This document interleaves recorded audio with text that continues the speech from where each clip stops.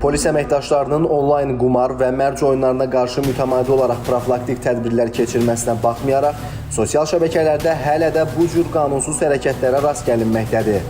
Daxili İşlər Nazirliyinin kibercinayətkarlıqla mübarizə baş idarəsi tərəfindən bu istiqamətdə daha bir neçə əməliyyat texniki tədbir hazırlanaraq həyata keçirilib.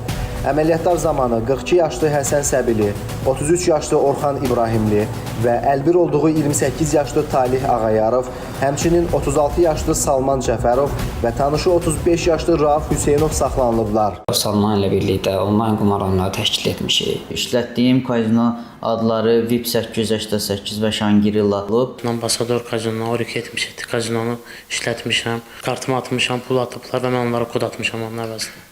Adları sadalanan şəxslər ölkədən kənarda yaradılan Seven Isles, fastloto.com və chcplay.net internet saytlarında təşkil edilmiş qumar oyunlarının idarəçiləri ilə cinayət əlaqəsinə keçərək əlbir olublar.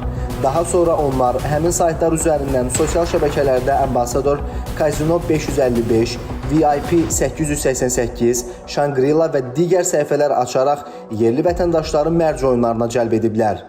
Hasan, mən buradan elə bir baxa bilirəm, oynayanların elə bir ki, registrasiyadan keçənlərin sayı çoxalır da, onların oynayıb oynamadıqlarını mən bilmirəm də qaqa. Sən narahat olma, axşam gəlib göstərəcəm sən, hamısı nədir, nə deyil, hamısını göstərəcəm sən. Çoxu o registrasiyadan keçib, amma heç balansa pul vurmayıb. O elə eləyəcək ki, sən hamısını görəcəksən, narahat olmaq. Saxlanılan şəxslərin istifadə etdikləri ofis və mənzillərə baxış zamanı elektron sübutlar, bank kartları, çoxsaylı mobil nömrə və sair sübutlar aşkarlanıb. Araşdırmalarla dəstə üzvlərindən götürülən bank kartlarının ayrı-ayrı şəxslərdən müxtəlif məbləğlər müqabilində alınaraq qanunsuz pul köçürmə əməliyyatlarında istifadə edildiyi ilə müəyyən olunub. Faktlarla bağlı Baş İdarədə Cinayət Məcəlləsinin müvafiq maddələri ilə cinayət işləri başlanılıb. Bir daha vətəndaşları qanunsuz mərc və qumar adı altında sosial şəbəkələrdə təşkil olunan oyunlarda iştirak etməməyə çağırırıq. Xüsusi olaraq vurğulayırıq ki, qanunsuz onlayn mərc oyunları üzərindən qazanılan məbləği göndərmək adı ilə vətəndaşlardan bank kartı məlumatları tələb edilir. Belə olan təqdirdə isə həmin şəxslər kiberdələduzluq halları ilə üzləşə və bank hesablarında olan pul vəsaitlərini itirə bilərlər.